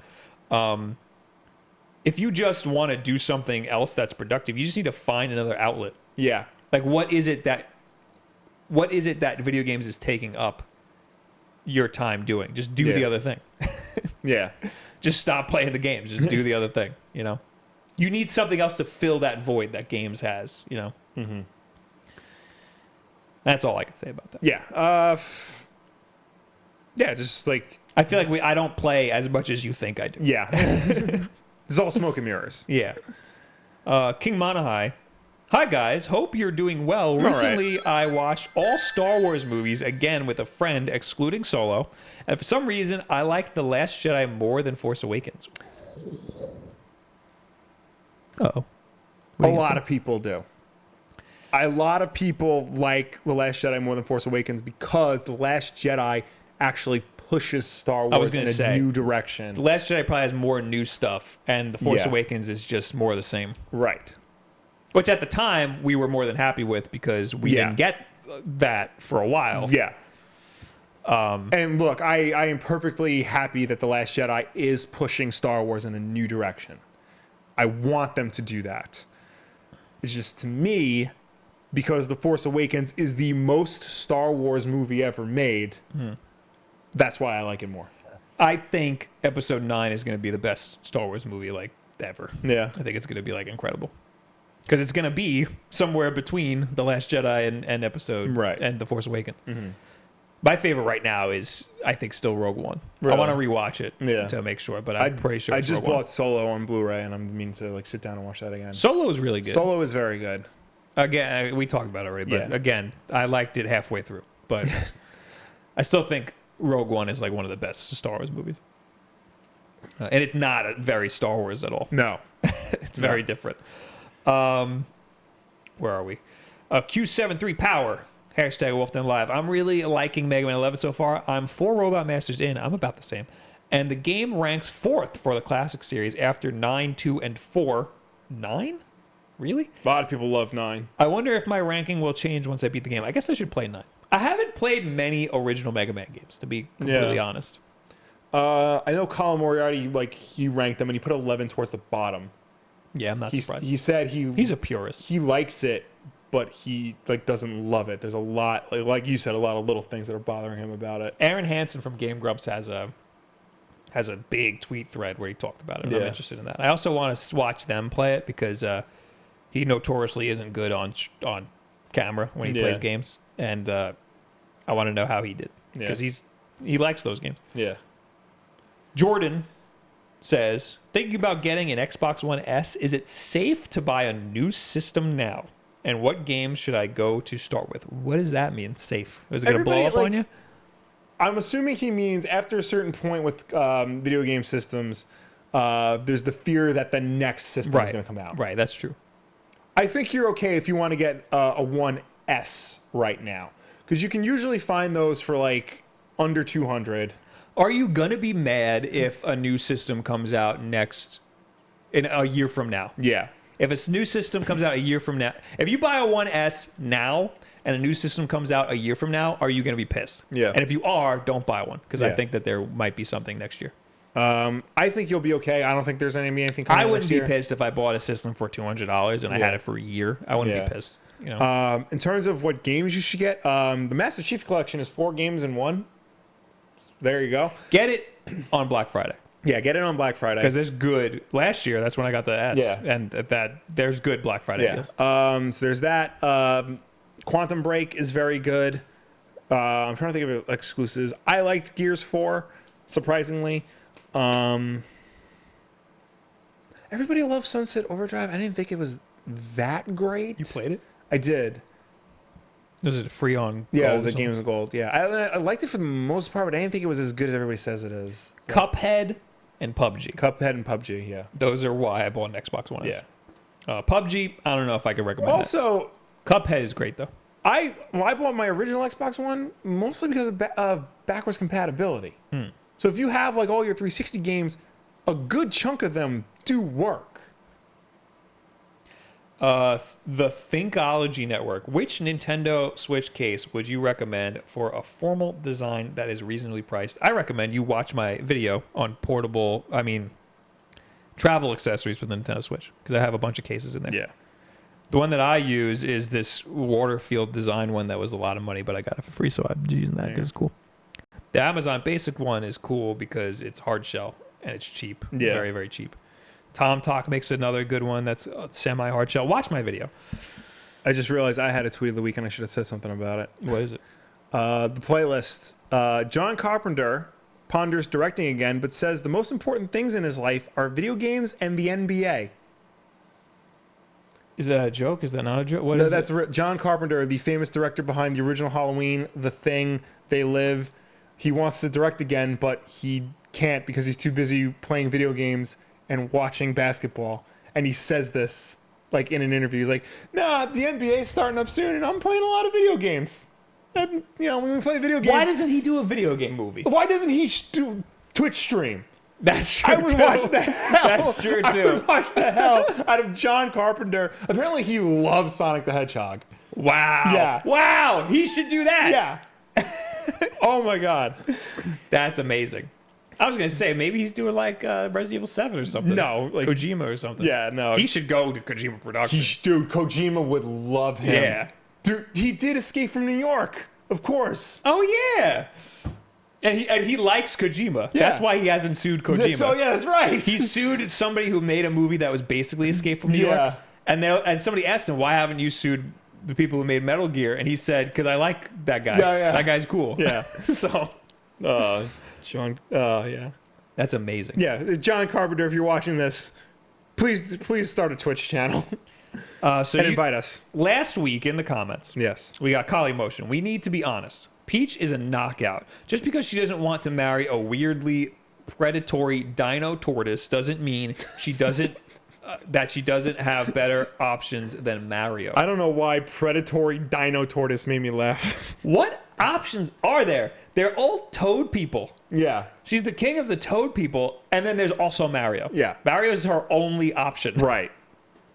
11 out of 10, Mario Odyssey is the most realistic ending in video game history, even if she was pretty rude about it. True.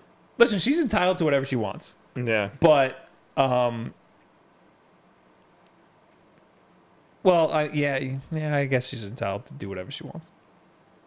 She's her own woman. She runs a kingdom. But I mean, blowing off Mario is kind of a. She should have been like, I don't want to date you or anything. Can we just get out of here though? Yeah. I know you came all this way, but can we get? Yeah. Can we go I'm not now? in the mood right now. Yeah.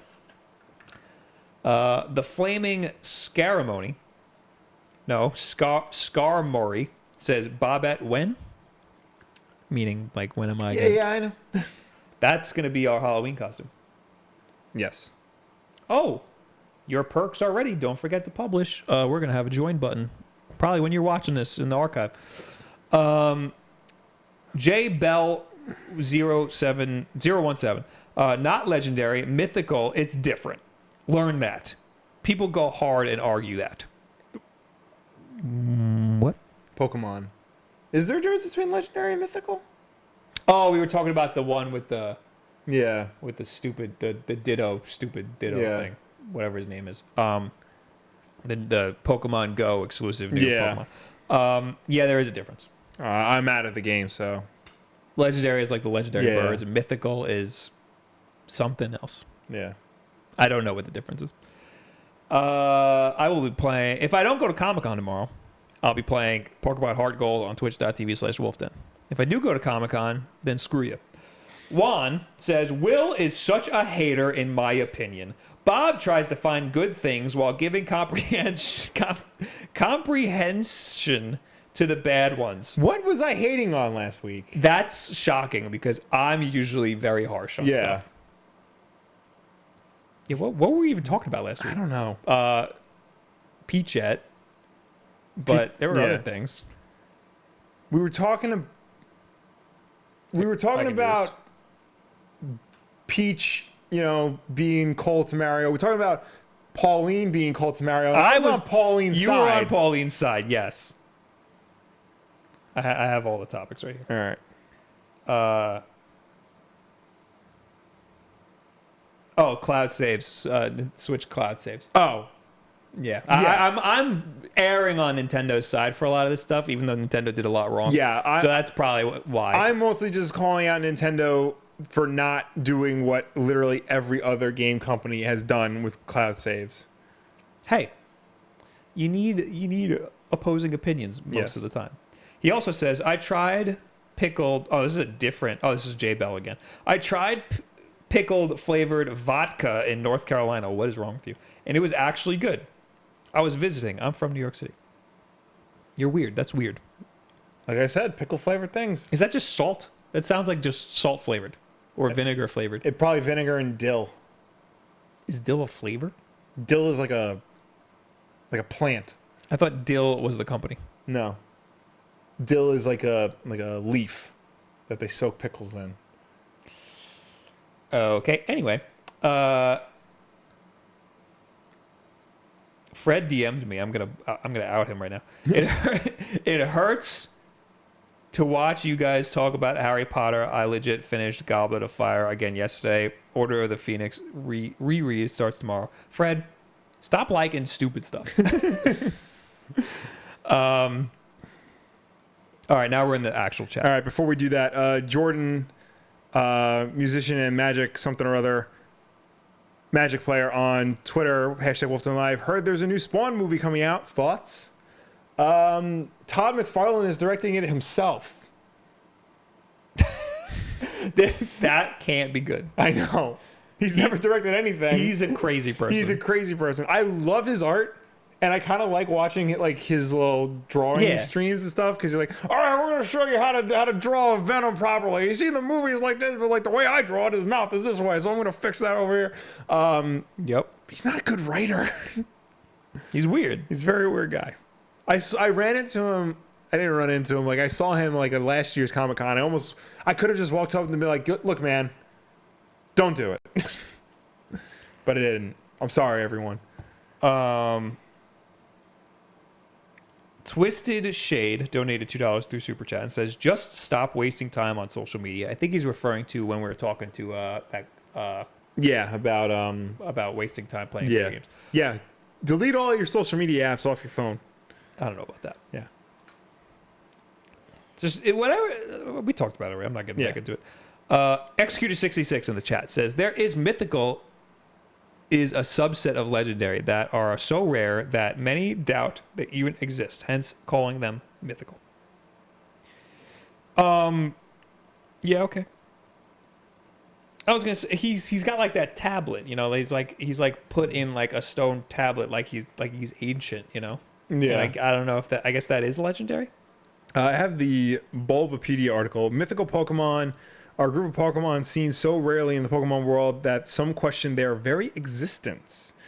In Japanese media, mythical Pokemon and legendary Pokemon have always been presented as distinct groups. In non-Japanese media prior to Generation 5, mythical and legendary Pokemon were both considered to be legendary Pokemon.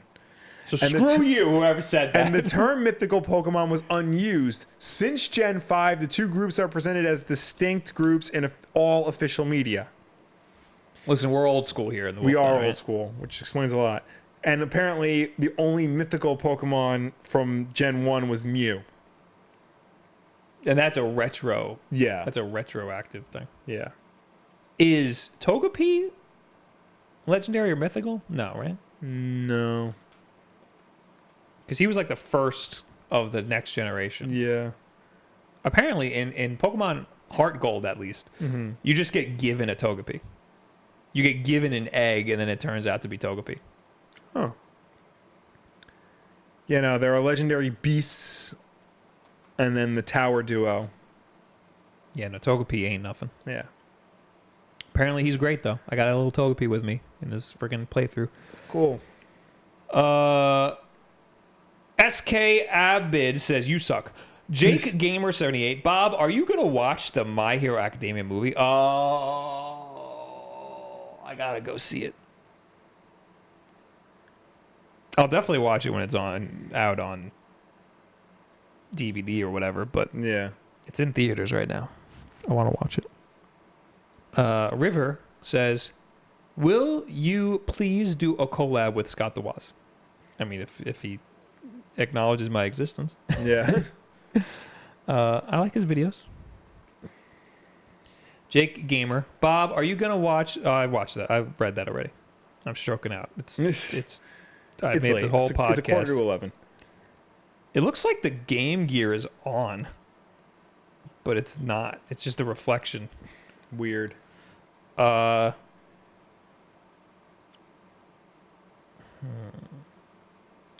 Haley Gold still want to know what Will thought of Disenchanted.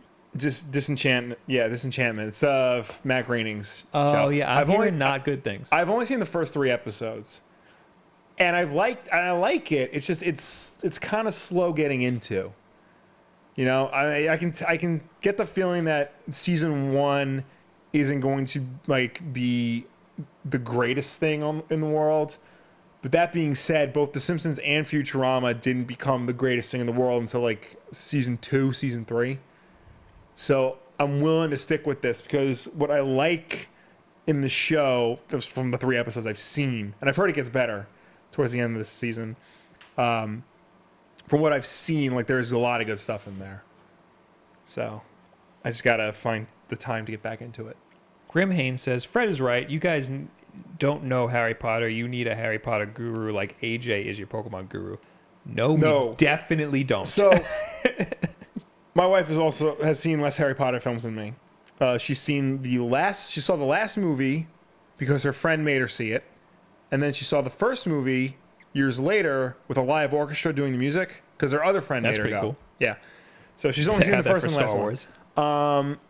So I bought her the box set of all 8 films, like Harry Potter, not Fantastic Beasts, and we have every intention of watching them, just never have. And before you comment and say you have to read the books, no, I don't. You don't have to do anything. I don't have to do anything regarding Harry Potter at all. Part of the reason why I gave up on Harry Potter after Order of the Phoenix, the 5th movie, and part of the reason why I gave up was because whenever I tell people why I didn't like it, they would always, the first question they ask is, did you read the book? And when I say no, they would follow it up with, oh, you have to read the book because otherwise it explains X, Y, Z. No, you shouldn't have. No, you shouldn't have to do homework in order to enjoy a movie. I read the first chapter of Harry Potter when I was a kid, and I didn't like it, so I read Holes, and I loved Holes. I read all of Holes. And then the Holes movie came out, and I was very disappointed. Bat Mabel, I effing hated Star Wars as a whole. Force Awakens came out, and I loved it. That's weird. You're weird. You're weird. Logan says, talk about Harley Quinn animated show and Mega Man live action movie. I can tell you the Harley Quinn animated show, they just announced that What's-Her-Face from Big Bang Theory is going to not only executive produce, but be the voice of Harley Quinn. Interesting. It's a DC Universe show. I think Michelle Rauch is her name. She also did the voice of Harley Quinn in that Batman and Harley Quinn animated movie that everybody hated. So. I don't know anything. Wait, no. This is breaking news. Whoa. Okay. So, Michelle Rauch from the Big Bang Theory was the voice of Harley Quinn in that animated movie. The other blonde girl from Big Bang Theory is the voice of Harley Quinn in the animated series. The nerdy one. Kaylee Cuoco. The one with the glasses. No, that's Michelle Rauch is the nerdy one. Oh. So the other one is the main girl. Yes. Okay. So is that why you were going, whoa, whoa, whoa? Yeah. Okay. It's like somebody looked at Harley Quinn and is like, oh, the blonde girl from Big Bang Theory did Harley Quinn once. Just get her. Which blonde girl? I don't know. Oh, no, we picked the wrong one. Don't say anything. Nerds won't know. Apparently, this is breaking news, Will, from an hour ago. What's that? Mega Man live-action film announced. As if Mega Man 11 wasn't enough to get excited over this week, it appears that Capcom is ready to bring the Blue Bomber to a whole new level on the big screen. That's the whole new level. The big screen is the new level. Live action? That's what the title says. Yeah, it's not going to be good. The publisher has announced that it is adapting the Mega Man property for a live-action film rather than an animated property like he has on Cartoon Network, which also isn't very good. Wait, who's doing this? Oh, you meant Mega Man as a cartoon on Cartoon Network. Yeah. And there's already some creative folks on board, as the team has hired Henry Joost and Ariel Schulman, who worked on Paranormal Activity 3 and 4, along with the Catfish documentary? Yes. Who are these people? Ariel Schulman is the director of the movie Catfish. His brother is the main character of the movie and the Catfish TV show. Oh, so it's not the guy from Catfish. It's not Neve Schulman. It's his brother, Ariel. Okay. Yeah, and they did Paranormal Activity like 3 through 5 or whatever. They will write and direct the film for 20th Century Fox. Shemin Entertainment, who worked on the Planet of the Apes series, will serve as producer alongside Masi Oka of Heroes fame. Who is that? He was the nerdy Japanese guy from Heroes. Oh my god. Liked. So what does he get? He's going to be the producer? That's amazing. This is bizarre. It is very bizarre. But oh man, there's a quote here. Based on the influential and globally beloved Mega Man franchise, Capcom aims to appeal to a diverse audience, including not only game players, but action movie fans as well, with an adaptation that maintains the world of the Mega Man games while incorporating the grand production and entertainment value that Hollywood movies are known for. I don't like that last part. The company noted in its press release. Capcom also touted the success of the Mega Man brand, talking about its debut back in 1987 and explaining how it has attained cumulative sales of 32 million units worldwide, not counting releases like Mega Man X Legacy Collection and Mega Man 11. Why? Another quote, in the 30 years following its launch, the series has spawned numerous spin-offs, which altogether still enjoy the support of a deeply passionate fan base, consisting of everyone from younger players to hardcore gamers alike. Further, the Mega Man brand has been utilized in a wide variety of mediums around the globe, such as in character merchandise, comic books, animated television shows, and movies, the company said. It's unknown who 20th Century Fox could be considering for roles in Mega Man, the movie. But it sounds like it's going for full live action instead of CG live action hybrid like Sonic the Hedgehog. They'll probably get one of the Stranger Things kids to play Mega Man. I don't think it has a chance. Nope. Not even I'm liking the Sonic movie more and more the more I see from it. Yeah. I don't think Mega Man stands a chance. Yeah. No. Mega Man hasn't worked in any medium outside of video games. Not even the cartoon, like the old cartoon. The old cartoon. You got to see some clips from that. I know. Ridiculous. It's and I used to watch the that. The theme song still holds up though. Oh yeah, Super Fighting Robot Mega Man. Yeah, hell yeah. I don't know. The Archie comics aren't bad. Okay, I forgot about those. Yeah. I haven't read the manga yet. Yeah. But I'm interested in that. But Mega Man, I don't think is a thing See, the problem with Mega Man is I've always seen him as like an anime character that's like really hard. Like if this was an animated movie, Mega Man X, I think you could do a lot with Mega Man X. Maybe Mega Man, regular old Mega Man, I don't think. Yeah, I don't think. No, classic Mega Man definitely should be, because classic Mega Man is really inspired by like Astro Boy, Osamu Tezuka's work. So it is very much a video game. Yeah, like the whole story and everything behind it. Mm-hmm. It's just back like it's just it takes a backseat to the gameplay. Yeah, there's really they're like, here's this guy, he's gonna shoot bullets, and that's it. They didn't have a story. They retrofitted it. You know. Yeah. I don't know. It's not looking too good. Yeah.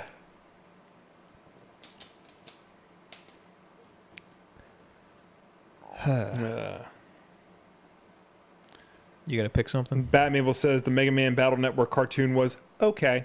Oh, people like that. Yeah. I didn't like that. Was the Pokemon Digimon phase, and I wasn't about every that. video game had like a Pokemon Digimon thing. Alec Gearrod says, when is the Detective Pikachu movie coming out? Oh yeah, I keep forgetting about that.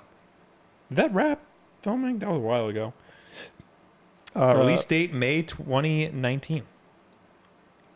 May 10th. SK Abid, are those Oreos under the Game Boy? It is. Oreo Thins Pistachio. They are not bad. Watch the beginning of the podcast. Savas says, please stop with video game movies, please. Yeah. I kind of agree. I think they'll make a good one day, but it's going to take a while. Yeah, it's going to be like comic book movies. It's going to take a while to get it right. But like in the interim, we had like, a good one here and there. We had Superman, and then it was a while. And then we had Batman, and then it was a while. And then we had Spider-Man, and then it was a while. And then the Avengers came. So, like, there were things in between that like satiated us in the decades while we wait for good ones. Yeah. So it's going to take a while, and then even when we get good ones, there'll still be some bad ones. Yeah. Much like with comic book movies. Guys, that's it. Thank you for hanging out. Thank you for tuning in. Thank you for watching us. Thank you for chatting with us. As always, Wulff Den Live is every single Wednesday night at 9 p.m. Eastern right here on youtube.com/WulffDen. If you can't make the show for any reason at all, we always put this up as an archive version on Thursday for you to watch on demand whenever you want. If you prefer to listen to us rather than watch us, you can do that as well. We are also an audio podcast on Apple Podcast, SoundCloud, Google Play, and Stitcher. And if you listen to us on any of those platforms, be sure to subscribe, rate, and review us, because that helps us with placement on those. My brain just melted. I forgot the last. Respective stores. Because I threw that? Yeah. Okay. All right.